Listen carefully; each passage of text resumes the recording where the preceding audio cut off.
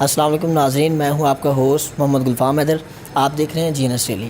آج ہمارے ساتھ موجود ہیں طیب حسین صدیقی، ایف ایم کے وائس اوور آرٹسٹ ہیں اور کئی سالوں سے ایف ایم کے لیے یہ خدمات اپنی سر انجام دے رہے ہیں۔ اس کے علاوہ شعر کی دنیا میں بھی یہ دلچسپی رکھتے ہیں اور شعر و شاعری سے ان کا تعلق بہت گہرا ہے۔ آئیے آج ان سے بات کریں گے۔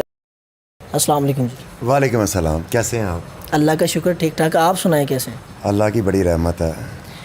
طیب بھائی، ایف ایم کب سے کر رہے ہیں آپ؟ ایف ایم کرنے کا آغاز جو ہے یہ تب سے ہوا جب میں نے ریڈیو سننا شروع کیا۔ فیصل آباد میں یا ہماری زندگیوں میں ایک دور ایسا بھی رہا جب ہماری زندگیوں میں موبائل فون نہیں تھے، ٹیکنالوجی نہیں تھی، تو لوگوں کا زیادہ تر وقت جو ہے وہ ریڈیو سنتے وقت گزرتا تھا، اور ریڈیو ہمیشہ کوالٹی شوز پرفارم کرتا رہا، پریزنٹ کرتا رہا اپنے سننے والے سامعین کے لیے۔ تو ریڈیو سننے کا سفر جو ہے وہ تقریباً 20 سے 22 سال پرانا ہے، اور ریڈیو سنتے پھر ایک دن یہ خیال بھی آیا اور یہ یقین بھی تھا کہ یقیناً ہم بھی ریڈیو کا حصہ بننے کے لیے تیار ہو چکے ہیں، کیونکہ آپ کا جتنا سننے کا تجربہ اچھا ہوگا اتنا ہی بولنے کا تجربہ بھی آپ کا اچھا ہوتا ہے۔ تو 2003-04 سے ہم نے ریڈیو سننا شروع کیا، اور اس کے لیے 12-13 سال کی ایفرٹ ہے، اور پھر 2016 میں نے ریڈیو کو as a broadcaster join کیا۔ طیب بھائی، جب بھی ہم کوئی کام شروع کرتے ہیں، کسی بھی فیلڈ میں قدم رکھتے ہیں، تو ہم اس سے پہلے اپنا ایک رول ماڈل چنتے ہیں، کیونکہ فیلڈ کے حوالے سے ہمارا کوئی نہ کوئی رول ماڈل ہوتا ہے۔ ہم اس کو دیکھ کے کام شروع کرتے ہیں، اس سے متاثر ہوتے ہیں تو یہ کام شروع کرتے ہیں۔ ریڈیو کی دنیا میں آپ کا رول ماڈل کون ہے؟ اچھا، ریڈیو میں کیا ہوتا ہے کہ ریڈیو میں ہم جب ریڈیو سننا شروع کرتے ہیں تو ہمیں آوازیں سب سے پہلے اٹریکٹ کرتی ہیں، دلکش آوازیں ہوتی ہیں، اور اس آواز کی دنیا کے ساتھ ہم اس طرح سے جڑ جاتے ہیں کہ ہم سوچتے ہیں کہ یار یہ جو شخص بول رہا ہے یہ بہت ہی کوئی عجیب و غریب مخلوق ہوگا۔ لیکن جب ہم ریڈیو کی دنیا میں داخل ہوتے ہیں تو ہمیں پتہ لگتا ہے کہ یہ ہم جیسے ہی لوگ ہیں، یہ ہم جیسے ہی وہ لوگ ہیں جنہوں نے جنون کی حد تک ریڈیو کو کیا، ادا کیا، اور پھر سننے والوں کی بہت بڑی فین لسٹ ہوتی ہے ان کے پاس۔ میں نے جب ریڈیو سننا شروع کیا تو میرے بہت سارے دوست بھی میرے ساتھ ریڈیو کو سنتے تھے، اور ضیاء محی الدین صاحب جن کو فادر آف ریڈیو کہا جاتا ہے، پھر نظام الدین کا شو بڑا مشہور اور معروف رہا، اور فیصل آباد کی اگر بات کی جائے تو احسن سید صاحب کا نام بڑا مشہور رہا، مان منصب کا شو جو تھا بہت زیادہ سنا گیا، محمد اقبال کا شو بہت زیادہ سنا گیا۔ اور ساتھ میں یہ ڈیپینڈ کرتا ہے کہ آپ کون سا شو سننا چاہتے ہیں، کیٹیگری کا شو سننا چاہتے ہیں، آپ کی طبیعت کس طرف مائل ہے۔ اگر آپ شعر و شاعری کے شو کو پسند کرتے ہو تو ڈیفینیٹلی پھر آپ رات کی سلاٹ کو پسند کرتے ہیں۔ تو ضیاء محی الدین صاحب، نظام الدین، مان منصب، احسن سید، مقصود وفا اور محمد اقبال کو سن کر ہم اس فیلڈ میں آئے ہیں۔ اچھا طیب بھائی، اس کے علاوہ ریڈیو یا کوئی بھی میڈیا کی فیلڈ ہو، جب ہم ایسی فیلڈ میں قدم رکھتے ہیں تو ہمارے لیے ایک بڑی مشکل یہ ہوتی ہے کہ سپورٹ کا، فیملی سپورٹ کا مسئلہ ہوتا ہے۔ یہ ایشو بہت زیادہ ہے پاکستان میں خاص طور پر۔ تو جب آپ نے اس دنیا میں قدم رکھا تو آپ کے ساتھ یہ ایشو پیش آئے، آپ کے ساتھ یہ مسائل پیش آئے؟ کوئی بھی کام کبھی بھی آسان نہیں ہوتا ہے۔ جب بھی آپ کسی کام کو پہلی دفعہ سر انجام دیتے ہیں تو اس کے لیے مشکلات آتی ہیں۔ آپ کا فیملی بیک گراؤنڈ کیا ہے، آپ کے خاندان میں کون کون اس فیلڈ میں گیا ہوتا ہے، یہ ایک بہت مشکل ٹاسک ہوتا ہے، چاہے وہ ریڈیو ہو، چاہے وہ ایجوکیشن ہو، چاہے وہ اسپورٹس ہو، کوئی بھی سیکٹر آف لائف ہو۔ آپ جب بھی کسی نئی فیلڈ میں جانا چاہیں گے آپ کو ریزسٹنس ملتی ہے، آپ کو لوگوں کی مخالفت کا سامنا کرنا پڑتا ہے، اور میرا ماننا ہے کہ آپ آگ میں سے گزر کر ہی کندن ہوتے ہیں۔ اگر آپ کو گھر بیٹھے ساری چیزیں مل جائیں اور آپ کو ریزسٹنس نہ ملے تو آپ کو اس کام کے کرنے میں مزہ بھی نہیں آئے گا، کیونکہ آپ کے لیے چیلنج نہیں ہوگی۔ اگر آپ کسی چیز کو چیلنج کے طور پہ ایکسیپٹ کرتے ہیں اور پھر اپنا نام بنانے کی کوشش کرتے ہیں تو اس کے لیے ڈیفینیٹلی آپ کو مشکلات کا سامنا کرنا پڑتا ہے۔ اور کسی نے کیا خوب کہا، مشکلیں پڑی مجھ پہ اتنی کہ آسان ہو گئی۔ تو جی ہاں، بالکل مخالفت کا سامنا کرنا پڑا، لیکن انتھک محنت اور جنون کی بدولت آج ہم اس مقام پہ ہیں کہ فیصل آباد میں سنے جاتے ہیں۔ اس کے علاوہ طیب بھائی، آپ کے شو میں ہمیں غزلیں سننے کو ملتی ہیں بہت زیادہ، تو غزلیں آپ شعر و شاعری میں دلچسپی رکھتے ہیں؟ شعر و شاعری میں آپ کا رول ماڈل کون ہے؟ کس کو زیادہ سنتے ہیں، کس کو زیادہ پڑھتے ہیں آپ؟ اچھا، میرا پروگرام جو گونجتے سناٹے ہے دیکھنے والے سبھی جانتے ہوں گے، بہت سارے لوگ سنتے بھی ہوں گے۔ آج براہ راست ان سے ملاقات ہو رہی ہے اس کیمرہ کے ٹیکنالوجی کے بدولت، جو لوگ مجھے دیکھ رہے ہیں۔ غزلیات اسپیسیفک نہیں ہوتی ہیں شو میں، اس میں شعر و شاعری کے عنوان کے ساتھ ہم لے کے آتے ہیں۔ اس میں قطعات بھی ہوتے ہیں، بند بھی ہوتی ہے، مثنوی بھی ہوتی ہے، قطع بھی ہوتی ہے، رباعی بھی ہوتی ہے، مخمس بھی ہے، مسدس بھی ہے، تنی بھی ہے، مصرع بھی ہے، آزاد نظم ہے، چھوٹی بہر کی نظم، بڑی بہر کی نظم ہے۔ سننے والے کی سماعت کے اوپر اس کا انحصار ہوتا ہے کہ کیا سننا چاہتا ہے۔ ریڈیو اسٹوڈیو میں جب آپ داخل ہوتے ہیں تو اس سے پہلے آپ نے بہت ساری چیزیں پلان کی ہوتی ہیں، لیکن جب آپ ریڈیو اسٹوڈیو میں آن ایئر کے ٹیگ کے ساتھ ہوتے ہیں تب آپ کو نہیں پتہ ہوتا آپ نے کیا بات کرنی ہے۔ اور ریڈیو اسی چیز کا نام ہے کہ آپ سننے والے کو اس کی سوچ اور اس کی سماعت کے مطابق وہاں تک لے جائیں جس تخیل پہ وہ آپ کو سننا چاہ رہا ہے۔ اور شاعری میں بڑھتی عمر کے ساتھ یا اوائل میں ہم دیکھتے ہیں تو بچے کے طور پہ یا ہم اخبارات میں، میگزینز میں شعر و شاعری پڑھتے ہیں، پھر ہمیں علامہ اقبال اسکول میں پڑھایا جاتا ہے, پھر کالج میں ہمیں غالب اور اقبال اور میر تقی میر پڑھایا جاتا ہے. پھر گروئنگ ایج کے ساتھ ساتھ ہمارے ذوق بدلتے ہیں, ہم امجد اسلام امجد کو پڑھنا شروع کرتے ہیں, منیر نیازی کو پڑھنا شروع کرتے ہیں, احمد ندیم قاسمی کو پڑھنا شروع کرتے ہیں, اور خواتین خاص طور پر پروین شاکر کو بہت پڑھ کرتے ہیں. لیکن میرا خیال ہے کہ جب عمر میں ٹھہراؤ آ جاتا ہے تب پھر آپ اس رومانوی شاعری سے یا مجازی شاعری سے باہر نکلتے ہیں اور پھر تصوف کی طرف آپ بڑھنا شروع کرتے ہیں. تو عمر کے ساتھ ساتھ شاعری کا ذوق بدلتا رہتا ہے. اور جس طرح آج آپ فیس بک اور ٹویٹر اور سوشل میڈیاز اور انسٹاگرام سے اور فیس بک پہ آپ دیکھتے ہیں کہ کہیں پہ جان ایلیا کو پڑھا جا رہا ہے, کہیں پہ وسیم بریلوی کو پڑھا جا رہا ہے, کہیں پہ تہذیب حافی کو سنا جا رہا ہے, کہیں پہ علی زریون کو سنا جا رہا ہے. تو ذوق بدلتا رہتا ہے. یکسانیت یا منوٹنس جو ہے وہ انسان کو بیزاریت کی طرف لے جاتی ہے. تو آپ خود بھی لکھتے ہیں؟ ہاں, کوشش کی جاتی ہے. شاعر اور میرے خیال میں اساتذہ جو ہوتے ہیں, استاد جو ہوتے ہیں, وہ بائی برتھ ہوتے ہیں. اگر آپ کوشش کر کے لکھنا چاہیں گے تو یہ ناممکن ہو جائے گا. میں یہ پوچھ رہا ہوں کہ آپ لکھتے ہیں؟ ہاں جی بالکل, میں لکھتا رہا ہوں کسی دور میں, اور ابھی بھی کوشش کر لیتے کبھی قلم کے ساتھ ہم انگیج ہو جاتے. یہ کہا جاتا ہے کہ ہر شاعر کے پیچھے ایک ٹوٹا ہوا دل ہوتا ہے, کوئی معاشقہ ہوتا ہے, عشق ہوتا ہے, کوئی ایسے ویسے چکر ہوتے ہیں. تو آپ کے ساتھ بھی یہ معاملہ پیش آیا جو آپ شاعر بن گئے؟ اچھا, یہ کہا جاتا ہے کہ شاعر جو ہے زیادہ تر وہ رومانویت میں چوٹ کھائے ہوئے ہوتے ہیں. میرا خیال ہے جب آپ کی امیدیں ٹوٹتی ہیں اور آپ مایوسی اور یاس کے اندھیروں میں چلے جاتے ہیں تب آپ شاعری کو اپنا اوڑھنا بچھونا بناتے ہیں. تب آپ لفظوں کے ساتھ وقت گزارنا شروع کرتے ہیں, تنہائی میں آپ زیادہ غور و فکر کرنا شروع کرتے ہیں. تو ایز سچ کوئی رومانٹک سین یا زندگی میں لو سٹوری تو نہیں رہی ہے, لیکن جب آپ لوگوں کو ان کے اصل رویوں کے ساتھ جاننا شروع کرتے ہیں تب پھر آپ شعر و شاعری کی طرف اپنا وقت گزارنا شروع کرتے ہیں.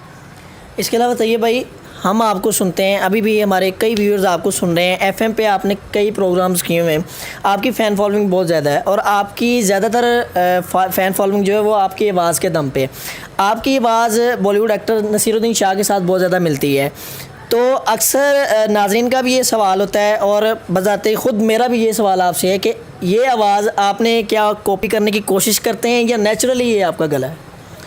دیکھیے, کہا جاتا ہے کہ ایک شخص کے دنیا میں 7 روپ ہوتے ہیں, ایک طرح کے 7 انسان ہوتے ہیں. ریڈیو پہ سے پہلی بات سننے والوں کو میں بتا دوں کہ کاپی پیسٹ نہیں ہے. آپ سفارش سے ایک پروگرام تو کر سکتے ہیں, دوسرے پروگرام کے لیے آپ کو کانٹینٹ بیس ہونا پڑے گا, آپ کو پروڈکٹیوٹی کریٹیوٹی کے ساتھ آنا پڑے گا. آواز کاپی نہیں کی جاتی ہے. یہ ہے کہ آپ بول بول کے سنجیدگی کے ساتھ جب آپ بات کرنا شروع کرتے ہیں تب آپ کی آواز میں ٹھہراؤ آ جاتا ہے. اور کہیں نہ کہیں جو آپ جن کو ابھی ذکر کر رہے ہیں بہت بڑے سٹار ہیں, اپنے آپ میں اکیڈمی ہے پوری, اور ورسٹائل ایکٹر ہیں وہ. میرا خیال ہے کہ لوگ جب ان کو پسند کرنا شروع کرتے ہیں تو پھر اسی طرح کی ملتی جلتی آواز کو جب وہ کلک کرتے ہیں تو ذہن میں کوئی نہ کوئی تشبیہ اور استعارے کریٹ ہونا شروع ہوتے ہیں کہ یار یہ تو آواز ویسی لگ رہی. اور پھر اس سے مراد ہے کہ اگر میں یا نصیر الدین شاہ صاحب جو بہت بڑا نام ہے ایک ہی نہج پہ ہیں, ایک ہی کنارے سے جڑے ہوئے, دریا کا وہ دھارا ہے جو ایک اس طرف بہہ رہا ہے اور ایک اس طرف بہہ رہا ہے, وہ بڑا دھارا ہے, یہ چھوٹا دھارا ہے, کنارے دونوں ساتھ چل رہے ہیں آواز کی دنیا کے.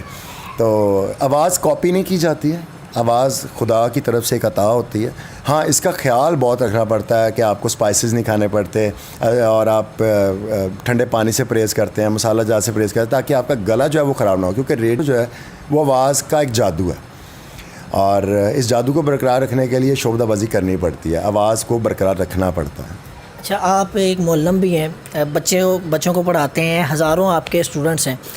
نئی نسل میں آپ شاعری کا ذوق کس حد تک دیکھتے ہیں کہ اب جیسا کہ شاعری میں نئی چیزیں ایڈ کی گئی, جدیدیت آ گئی ہے, جو پچھلی شاعری تھی, پرانی شاعری تھی, جو اس میں خلوص ہمیں ایک محبت نظر آتی تھی, وہ اب شاعری میں نظر نہیں آتی.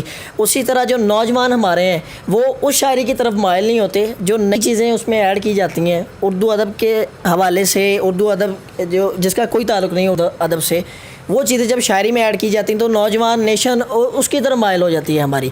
تو آپ اپنے اسٹوڈنٹس کو کس طرح سے دیکھتے ہیں کہ ان کا ذوق کس حد تک شاعری کے حوالے سے بہتر ہے؟ من حیث القوم ہم سب کا ایک رویہ ہم یہ اختیار کر چکے کہ ہم سہل پسند کی طرف ہے, آسانی کی طرف ہے. اگر آپ قدیم شاعری کی بات کرتے ہیں, قدیم شعراء کرام کی بات کرتے ہیں جس میں میر ہے, حیدر علی آتش ہے, مرزا خان داغ ہے, رفیع سودا ہے, اس میں ناسک ہیں, ابراہیم ذوق ہیں, غالب ہیں, فراق گورکھپوری ہیں, تابش دیلوی ہیں, ناصر کاظمی ہیں. ہم لوگ کتاب سے دور ہو گئے. ہماری زبان و بیان اردو جو ہے, ہم اس کے نسے, اس کے اسرار و رموز سے واقف نہیں ہیں. آج کی نسل اگر بک ریڈنگ شروع کرے گی تو ڈیفینیٹلی پھر وہ آج کی جدیدیت شاعری میں یا جدید شاعری کو پڑھنا پسند بھی نہیں کرے گی. ہم جو آسانی کی طرف جا رہے ہیں تبھی ہم جدید شاعری کو پسند کرنا شروع کر دیں. تو کیا یہ اردو شاعری اگر اس میں جدیدیت آ رہی ہے تو کیا یہ زوال کی طرف اشارہ نہیں ہے؟ اردو زبان کے زوال کی طرف؟ دیکھیں شعلہ جو ہوتا ہے نا وہ بجھنے سے پہلے پھڑپھڑاتا ہے. دنیا کا بہترین لٹریچر، بہترین میوزک جو ہے وہ لکھا جا چکا، وہ گایا جا چکا. چیزیں دم توڑ رہی ہیں. اب آج کی نسل نصرت فتح علی خان کو صرف فیس بک کی حد تک جانتی ہے. اقبال کا نام صرف اور صرف انہوں نے مزار قائد کے حوالے سے سن رکھا ہے. منیب اقبال کون ہے، اس میں جاوید اقبال کون ہے، اور ماجی منیرہ اقبال کون ہے، یہ ہمیں نہیں پتہ. آج کی نسل میں اگر آپ باہر پوچھیں اسٹوڈنٹ سے، میں اکثر پوچھتا ہوں شکوہ کیا ہے، تو کہتے ہیں کتاب کا نام ہے سر. جبکہ شکوہ ایک طویل نظم ہے. کیوں ضیاء کار بنوں، سود فراموش رہوں، فکر فردا نہ کروں، محو غم دوش رہوں. اب سننے والے کو لگے یار یہ پتہ نہیں فارسی بول رہے ہیں، یہ بڑی مشکل شاعری ہے تو ہم سے پڑھی نہیں جاتی. میں نے آپ سے پہلے کہا کہ جو ہم کتاب سے دور ہو رہے ہیں، ہم اردو کے ڈکشن سے دور ہو رہے ہیں، ہمیں شاعری جدید میں پسند آنے لگ گئی ہے. اور یہ میرا خیال ہے آخری نسل ہے جو شاعری کی طرف مائل ہے. دور جدید میں جس قدر مصروفیات ہیں، اقبال نے 100 سال پہلے کہہ دیا تھا ہے دل کے لیے موت مشینوں کی حکومت، احساس مروت کو کچل دیتے ہیں آلات. تو آلات کے بل بوتے پہ ہم زندگی گزار رہے ہیں. اور میرا خیال ہے یہ آخری نسل ہی ہے جو شاعری کو سن رہی ہے، یا تھوڑا بہت مشاعروں میں جانا شروع کر رہی ہے، یا واٹس ایپ اسٹیٹس پہ لگانے کے لیے شعر ڈھونڈ رہی ہے، انسٹاگرامس کے اسٹیٹس لگانے کے لیے شعر و شاعری کو پسند کر رہی ہے. ہاں کچھ اچھا لکھنے والے بھی ہیں جو آزاد نظم لکھ رہے ہیں. سید واصف اسلم ہے، اس میں بڑا اچھا لکھ رہا ہے. اقدس بن فیصل بڑا اچھا لکھ رہا ہے. بہت سارے نام ہیں. دانش ہے، جہاں زیب ساحر ہیں، بہت اچھے شاعر ہیں. احمد فاروقی ہیں، مغیرہ صدیقی ہیں جو کام کر رہے ہیں. تو میرا یہ ماننا ہے اس طرح سے. طیب بھائی، آخر میں آپ ہمارے ناظرین کو کیا پیغام دینا چاہیں گے؟ جو آپ کے چاہنے والے ہیں، جو آپ کو سنتے ہیں، آپ کے اسٹوڈنٹس ہیں، ان کو آپ کیا پیغام دینا چاہیں گے؟ کہنے کو باتیں بڑی آسان ہوتی ہیں. ولیم ڈراگن نے کہا تھا محنت اور استقلال کامیابی کا بڑا ذریعہ. آج کی نسل جو ہے وہ شارٹ کٹس ڈھونڈ رہی ہے. وہ راتوں رات پاپولیرٹی کے اس نہج پہ جانا چاہتی ہے جس کو ہم کہتے ہیں لارجر دین لائف. وہ سلیبریٹی بننا چاہتی ہے، بہت سارا پیسہ کمانا چاہتی ہے، لیکن ڈٹرمنڈ نہیں ہے. وہ کامیابی کا ایک ہی رستہ ہے کہ آپ مستقل مزاج ہوں. مجھے ریڈیو تک پہنچنے میں 13 سال لگے. 2008 میں پہلا آڈیشن دیا اور 2016 میں جا کے میں نے کلک کیا. سیکھنے کے مراحل سے گزرا. 101 ریڈیو جو مدر انسٹیٹیوٹ ہے، اور آج پھر 94 FM کی وجہ سے ہم پوری دنیا میں سنے جا رہے ہیں. سننے والوں کا یہ پیغام ہے کہ کوئی بھی کام آسان نہیں ہے. راتوں رات اس کام میں کامیابی نہیں مل سکتی. آقا علیہ الصلوۃ والسلام کو 23 سال لگے. آپ راتوں رات اس گلیمر کی دنیا کو نہیں ٹچ کر سکتے. یہ سننے میں بہت اچھا لگتا ہے کہ یار ہم سلیبریٹی ہیں، ہم پبلک فگر ہیں، ہم کراؤڈ پولر ہیں، لیکن اس کے پیچھے دن رات کی بڑی محنت ہے. آپ جتنا اسٹک رہیں گے ٹورڈز یور گول. اور میں ایک اور بات ایڈ کروں گا. کسی نے کہا تھا آپ 2 دفعہ پیدا ہوتے ہیں. ایک دفعہ جب ماں کے پیٹ سے باہر آتے ہیں، اور دوسری دفعہ جب آپ اپنے ہونے کے مقصد کو جان لیتے ہیں. آپ اپنی لائن کو ڈیفائن کریں کہ آپ کس لائن میں کام کرنا چاہتے ہیں. اور اشفاق صاحب بابا جی ہمیشہ کہا کرتے تھے کہ اس سے بڑی خوش قسمتی کوئی نہیں کہ انسان کا شوق اس کا روزگار بن جائے. تو آپ کا جو شوق ہے اس کے لیے انتھک محنت کریں، دن رات ایک کر دیں، یقیناً دنیا پھر آپ کے پیچھے چلنے لگ جاتی ہے. یہی ایک میسیج ہے، یہی اس کا ایک عملی ثبوت ہے جس کی وجہ سے آج آپ میرے پاس انٹرویو کر رہے ہیں، کیونکہ اس کے پیچھے محنت نظر آتی ہے. یہ تھے ہمارے ساتھ طیب حسین صدیقی. اپنی ایف ایم کی جو ان کی لائف ہے اس کے بارے میں ہمیں بتا رہے تھے. ایف ایم سے پہلے جو انہوں نے زندگی گزاری، کس طرح ایف ایم کے لیے انہوں نے تگ و دو کی، اس بارے میں انہوں نے ہمیں بتایا. اس کے علاوہ انہوں نے اپنی نوجوان نیشن کو پیغام بھی دیا، بڑا خوبصورت پیغام دیا. اگلے پروگرام میں نئے ٹاپک کے ساتھ دوبارہ آپ کی خدمت پہ حاضر ہوں گے. تب تک کے لیے ہمیں اجازت دیجیے. اللہ حافظ.